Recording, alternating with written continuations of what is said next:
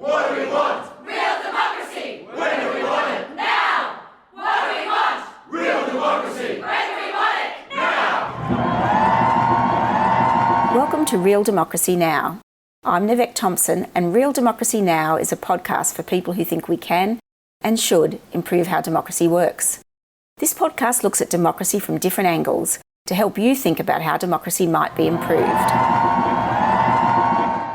Thank you for joining me today for episode 14 of season 2 of Real Democracy Now, a podcast. Today I'm talking with Quinton Mayne, Associate Professor of Public Policy in the Ash Center for Democratic Governance and Innovation in the John F. Kennedy School of Government at Harvard University. Quinton received his Ph.D. in politics from Princeton University. His dissertation, entitled The Satisfied Citizen: Participation, Influence, and Public Perceptions of Democratic Performance, won the American Political Science Association's 2011 Ernst B. Haas Best Dissertation Award in European Politics, as well as the 2011 Best Dissertation Award in Urban Politics.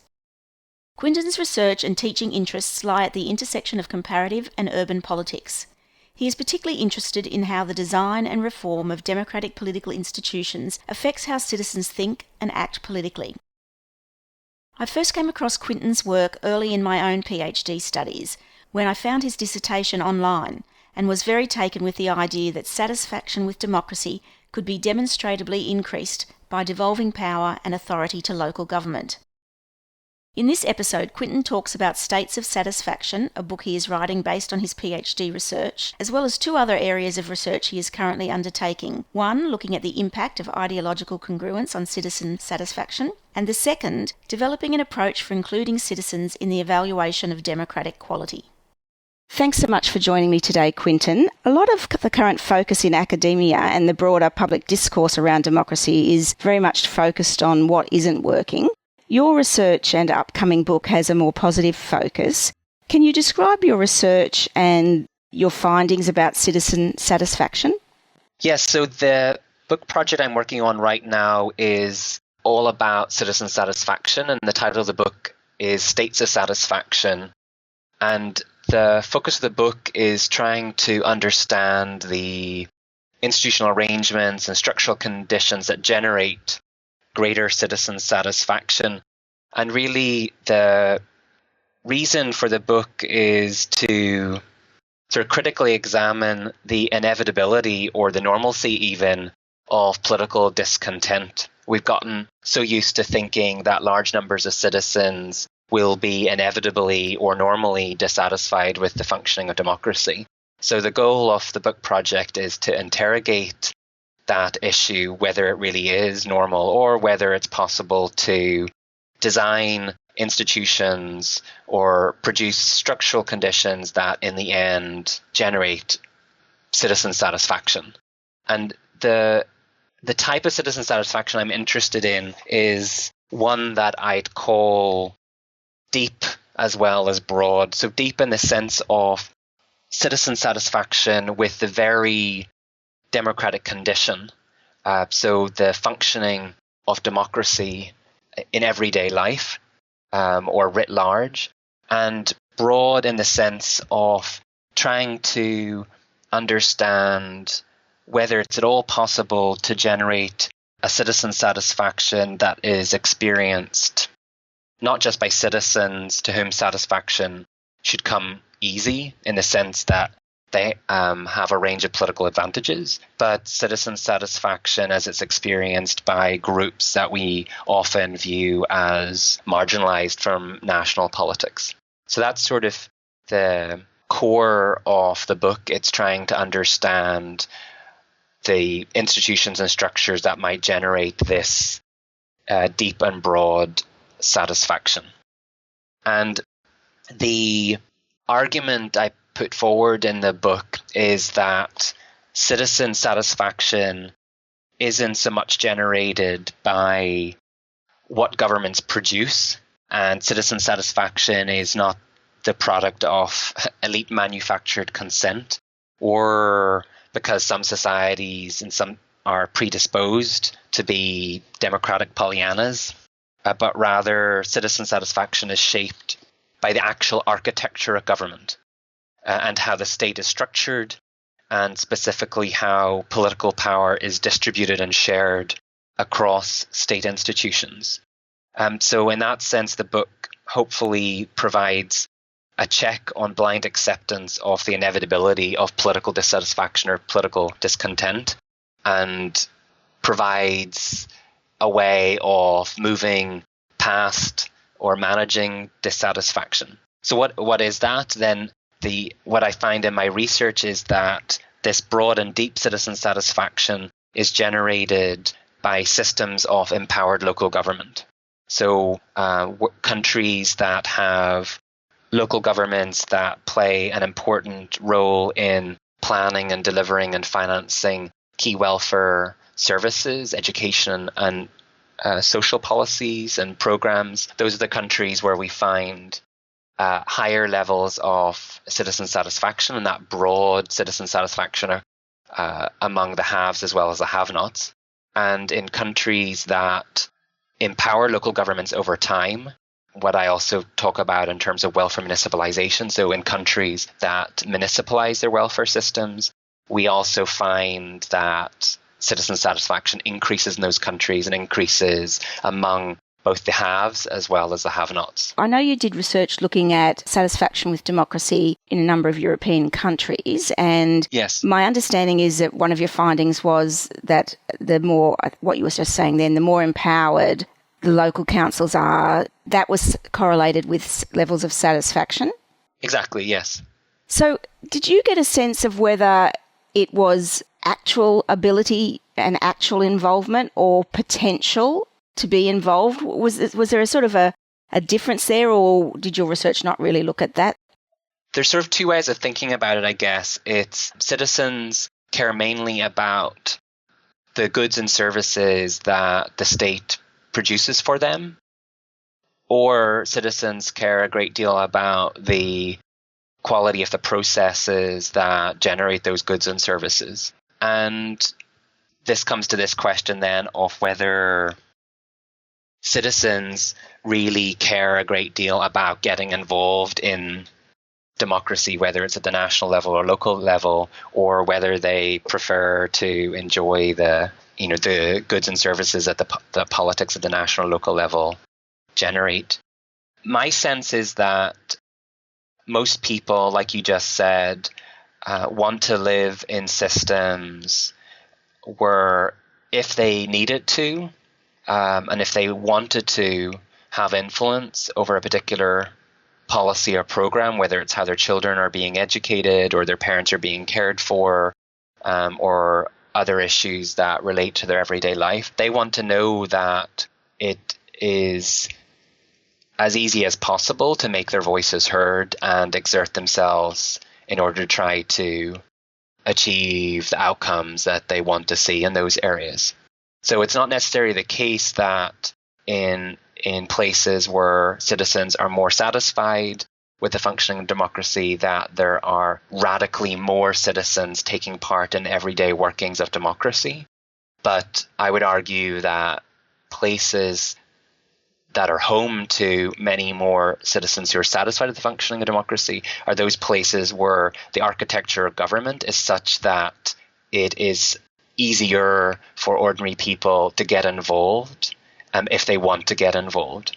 So in countries where local governments play a significant role in shaping the form and content of policy areas that people really care about, then it is easier for ordinary people individually, but also collectively at the local level, to get involved and shape those policies and programs. And you do see that more citizens are involved in those places, but not necessarily radically more. But it's more this sense that there are more citizens in those places that believe that if push came to shove, they could reasonably get involved and make their voices heard. Okay, and that fits in with, I spoke to Barry Hinders, who's an Australian academic who's done some writing around deficit by design, and the sort of idea that the design of representative democracy in itself creates the democratic deficit because it doesn't allow opportunities for people to be involved. So in a sense, your research is confirming that, I guess. Yeah, the important thing to add on is it's not just creating opportunity, so designing the architecture of government such that it generates those opportunities for citizens to make their voices heard, but it's also that citizens have the capacity to take advantage of those opportunities. So if opportunities exist but few people are able, either because of their own assets or capacities as individuals or collectively as a community, if they don't have enough of those, then that opportunity is less meaningful to them. So that's the logic of why municipalizing welfare or moving power down to the local level, it lowers the costs and increases the probability of success of ordinary people coming together to influence public policy. But an important takeaway from my research is not just to think hard about the design of institutions and in particular the ways in which power can be moved down to eye level, moved down to the local level, but it's also that my research also suggests that the same types of people who might be thinking about institutional design should also be thinking very hard about what they're doing to enhance the capacities of ordinary people to work by themselves or with others to influence policymaking. So, for example, that would mean investing in civil society, investing in the ability of ordinary people to come together with others, perhaps in non-political realms, but the spillover effect is that it becomes easier then for them to organize and mobilize to shape public policy at a local level where those policies are actually meaningful. It also means investing in improving the understanding that citizens have of the working of everyday institutions that deliver policies and programs, or the organizations, the larger local organizations that manage those. So one thing I find in my research is that the level of satisfaction among the least resourced citizens is higher in highly municipalized political systems than in highly centralized systems. But interestingly, the gap in satisfaction between the least and most resourceful is wider in highly municipalized systems than highly centralized systems. So when you move power down to the local level, it necessarily makes it both easier for the least resourceful to make their voices heard and for the most resourceful to make their voices heard. So then the question is, well, what is the distribution in any given community or society between those with or without those resources, or with more or fewer of those resources? So I think that's probably the two key takeaways from my research is designing institutions that those opportunities exist, and I would propose that empowered local government or welfare municipalization are the processes by which you can achieve a growth in those types of opportunities. But equally important is having public policy that is increasing the capacity of ordinary people over time to take advantage of those opportunities. Yeah, and that's what I was wondering, whether over time, in fact, the gap between the least resourceful and the most resourceful might shrink in those circumstances where both of them have got more opportunities. From your research, what were the periods of time over which the welfare municipalisation and that sort of devolution of responsibility had actually been going on for? Could you get any sense of, a longitudinal impact? Yeah, so the book project focuses on both Europe in general and draws on public opinion data from almost 30 democracies in Europe. But another important part of the book project is a focus on Denmark over time, and in particular over the last 40 or so years, trying to look at the impact of the empowerment of local government there in Denmark that started really in the early 1970s and continued through the 1970s and 1980s, and trying to understand the effects that slow but progressive municipalization of welfare policy had on rates of satisfaction among Danes, and both Danes with high capacity Danes, as it were, so Danish citizens with higher levels of education, or Danish citizens who were highly networked and involved in many associations, as well as those who were less well-resourced, so citizens with lower levels of education or lower levels of political interest, or who were much less involved in the associational life of their local communities. So just as I find cross-sectionally that the gap is larger is larger between the haves and the have-nots in municipalized versus centralized systems, that's exactly what I find over time. You find the gap is widening between the haves and the have-nots as the system municipalizes. But what's important is that over that same period of time, the proportion of the population that was low resource was dropping radically, both because there were more and more people through state policy tooling up, as it were, by gaining higher levels of education, but also because Danish policy over that period was also supporting in meaningful ways associational life, and that the Danish state and local governments were working hard to maintain or enhance the level of political interest of ordinary people. So that's the important takeaway, is that the gap may widen, but we should also be interested in whether we're working hard to increase the capacity of ordinary people. And so then if we're building the capacity of ordinary people to take advantage of those opportunities, then the gap is less normatively troubling than it might be if municipalization generated a huge gap in satisfaction between the haves and the have-nots, and the vast majority of the population were have-nots. That would not be a good outcome. No, that's really interesting. It's nice to think that institutional change can have fairly clear effect that can be quantified. That's nice. You've recently been looking at other factors which influence citizen satisfaction with democracy, including how well elected representatives actually represent citizens. The concept of representation is a key element of how representative democracy works. How have you approached the relationship between representation and satisfaction, and what have you found? So there's an awful lot of work has been done on trying to conceptualize and operationalize this concept of representative democracy, and that work has made great advances in recent years on showing how some types of institutions generate more or less representation. And one way of thinking about that more or less representation is in terms of congruence, or ideological congruence, or congruence in general.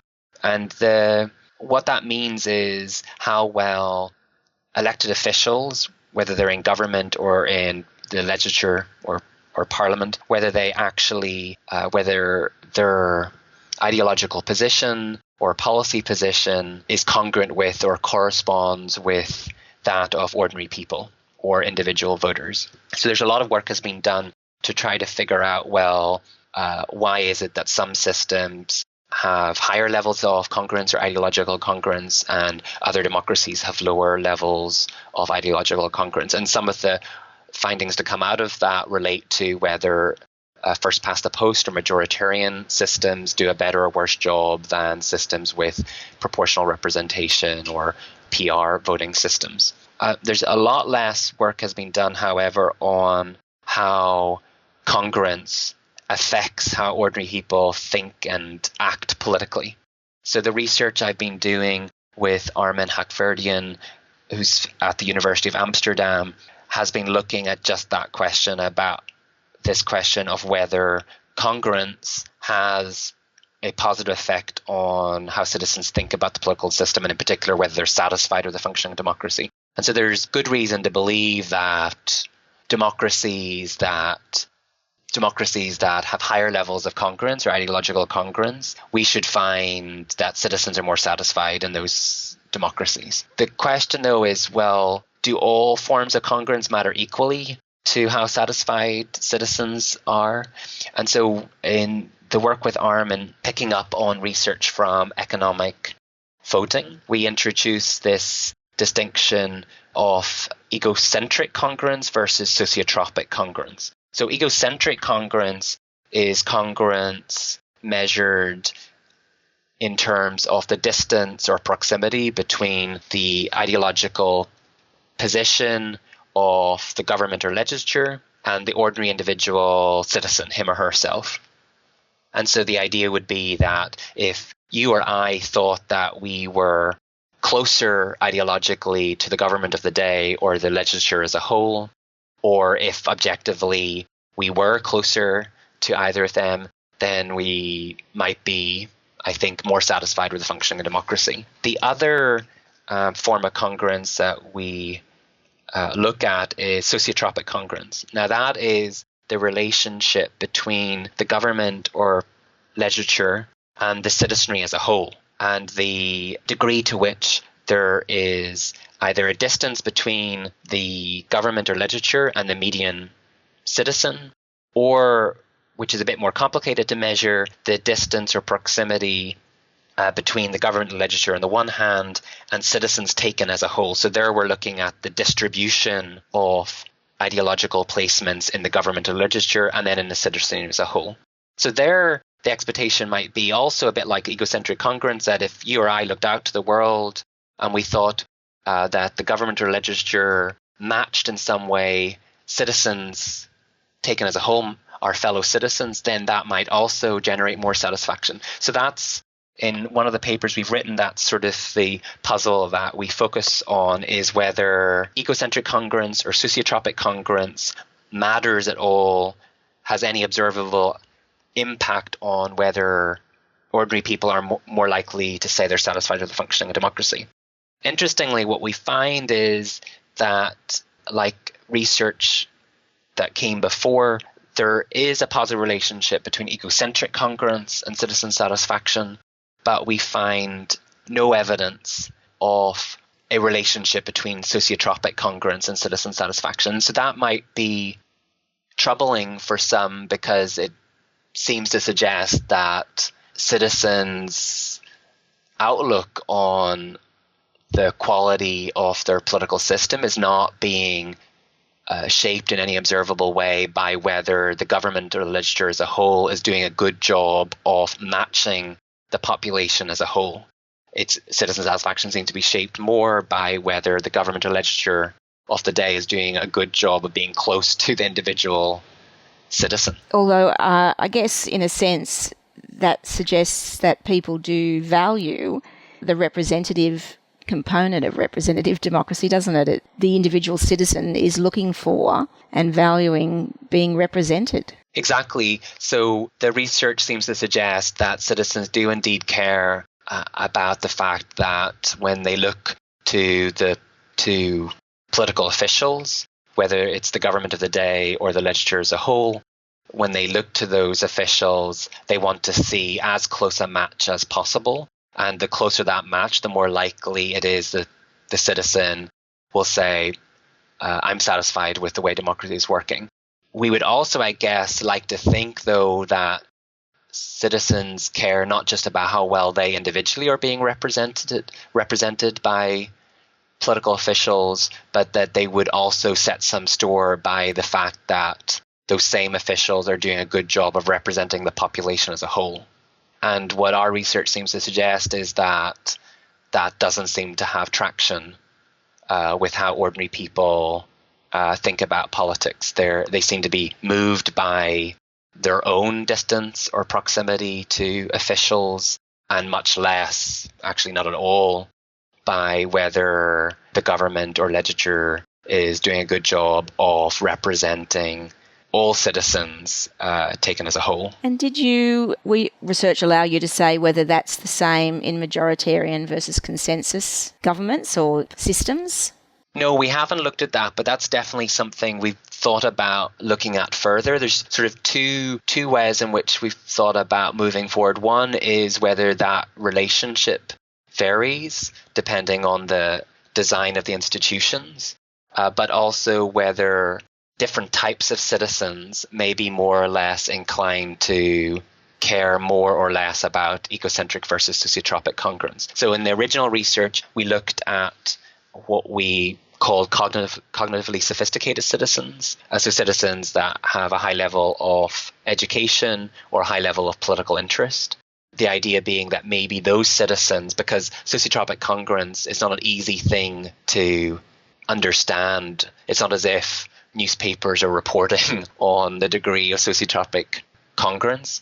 So it may be that only certain types of citizens with the abilities or even with the preferences for that sort of congruence would be receptive to it. And we didn't find any evidence to suggest that cognitively more able citizens were moved by sociotropic congruence, but it may be that with better data to try to isolate certain types of citizens, that it may be possible to isolate the effects of sociotropic congruence. That's great. All right. As part of Season 2, I've spoken with people involved in the Varieties of Democracy project and the Democracy Barometer, both of which aim to provide a way of measuring the quality of democracy in different settings. Your work with Professor Geisel suggests that these approaches need to be expanded to include citizens in conceptualising and measuring democratic quality. Can you explain the thinking behind this claim? Yes, well, there's an awful lot of work has been done on this question of democratic quality over the years, and if anything, it's expanding all the more in recent years.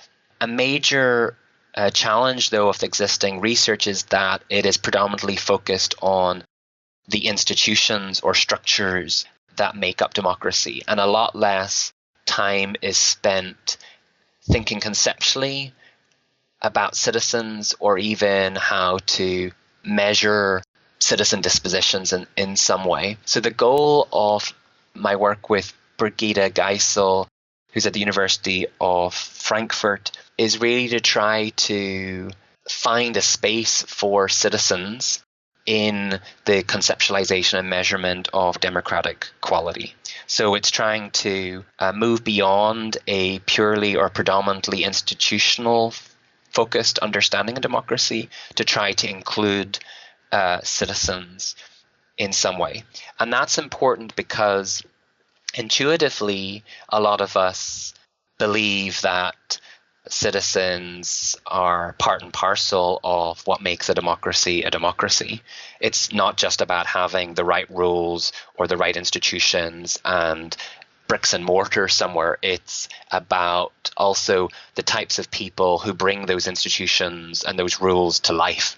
So that could be the officials who work and run those institutions, or as we focus on, it's the ordinary citizens who bring those institutions to life, whether it's in terms of turning out to vote or making their voices heard between elections.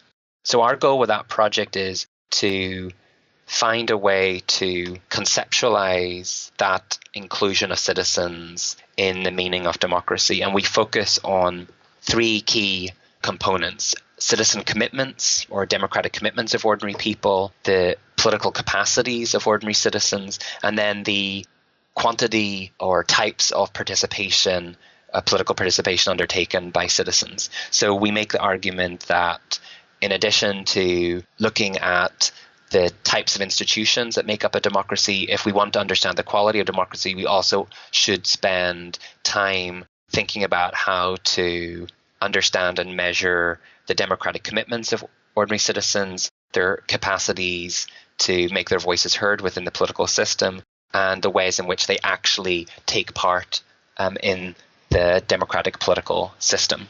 The important point that we want to make in this work, there's not a single one-size-fits-all approach to understanding and measuring the citizen component of democratic quality. It's important to understand that there are different models or ontologies of democracy, and each of those models has a different understanding of the commitments, capacities, and activism required from ordinary citizens to bring that democracy to life. And so depending on the model of democracy motivating the measurement of democratic quality, we would then need to look at different citizen commitments, different citizen capacities, different types of citizen participation in a country's democratic life. Yes, and so obviously in a more narrow conception of democracy where the key role for citizens is voting, your three sort of elements could still apply there in terms of, but they would have different manifestations, wouldn't they? Yeah, so the goal was to come up with an analytic framework that was parsimonious and elegant enough to allow for different kinds of citizen dispositions that could carry over to different models of democracy. So in our work, we sort of focus on three key models of democracy: minimal elitist, liberal pluralist, and participatory deliberative. And depending on which model you'd focus on in using to measure the democratic quality of a particular country, or to measure variation in democratic quality over time or across countries, you would focus on really quite different democratic commitments, different political capacities, and different types of political participation. In the minimal elitist model of democracy, like you just said, we might be principally focused when it comes to political participation. We might be principally focused on whether citizens turn out in elections or whether they are switched on, as it were, in the short period of campaigning before an election. But in the participatory deliberative model of democracy, when it comes to then measuring political participation, we would care about the ways in which and the degree to which ordinary people are continuously participating in the political life of democracy, not just in elections, but between elections as well, or whether they are involved in spaces that involve deliberation and negotiation and not just casting a vote, as it were. So the goal then really of that research is that it opens up the possibility of systematically measuring and including citizens in this notion of democratic quality, and also in ways that allow for a better understanding of whether the institutions in a particular place correspond with the types of citizens that are in that place as well. So it may be that a country or a locality has institutions that are predominantly rooted in a minimal elitist notion of democracy, but actually when we look out and try to better understand the commitments, capacities, and types of participation of ordinary people, it may be that far fewer ordinary people are in any real sense minimal elitists. And so then that opens up this question of, well, what does it mean to say something about democratic quality in a place where there is a stark disconnect between the institutions of that place and the hopes and aspirations and realities for ordinary people in that place. In contrast, hopefully our research opens up the possibility to have a conversation about the similarities or contrasts in quality between places where there is that correspondence, where institutions are minimal elitist and most citizens are minimal elitist, versus places where there is a disconnect between the institutional reality or the form of institutions that democracy takes and then the commitments or capacities of ordinary people and the ways in which they want to and try to take part in democratic life in those same places. And in a sense, the research you were doing that we talked about earlier at the municipal, local government level suggests that as well as having the institutions of government and the citizens' perspective being independent and either in congruence or not, that the institutions can actually have an impact on how the citizens respond to the system and how they feel about it and so on. So there can be a range of causal flows there.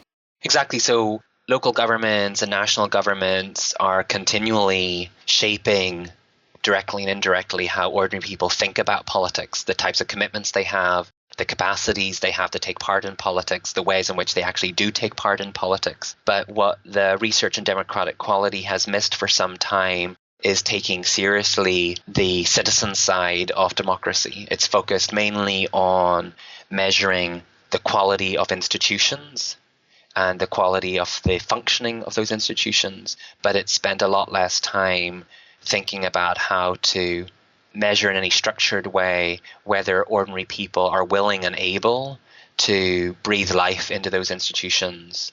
And hopefully the research with Brigida opens up the opportunity to think about those two as complementary. It's about becoming more open to the fact that there are different types of institutions that are shaping the quality of democracy, but depending on the commitments and capacities and modes of participation of ordinary people, that also has a fundamental impact on democratic quality. It's not separate from the institutional aspects of democracy.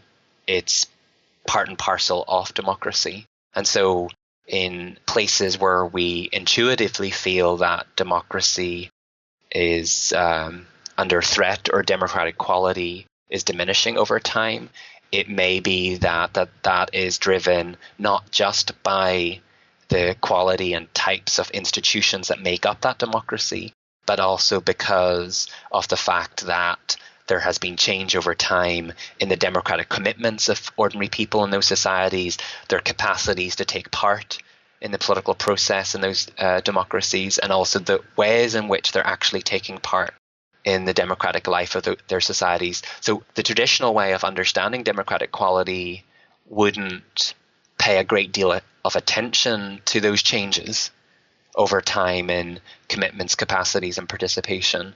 But hopefully with our work and other people who are working in this area, it sort of draws attention to the fact that if we want to understand variations in democratic quality across countries, or change, improvements, or degradation in democratic quality in some societies, we should care not just about the functioning of institutions, but on the actual commitments, capacities, and participation of ordinary people.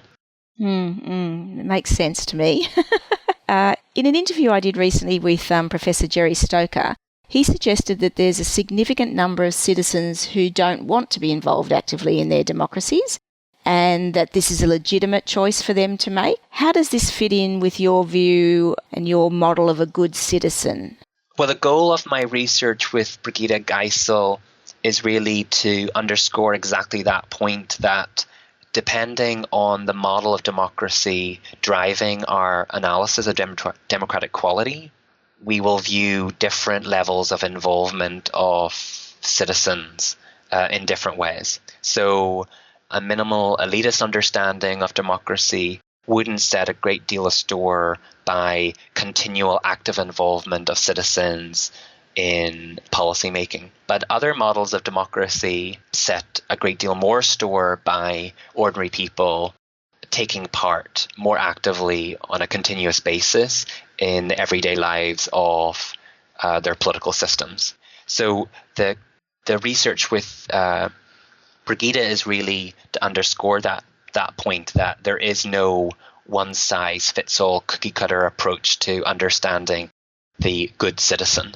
There are a variety of ways of thinking about citizen dispositions, and those depend on the model or ontology of democracy driving our understanding of democratic quality. That said, my research on states of satisfaction would make me believe that while most citizens don't want to be involved in politics on an everyday basis, and in reality they're not involved in politics on an everyday basis, many citizens care profoundly about having the opportunity to take part if and when they need to take part. So for policies and programs that they care deeply about, if something were to go wrong, they want to know that without too much trouble, they can turn to the right person, the right official, or other citizens to come together to form some sort of association or organization, that those things should come easy. So even if citizens aren't taking part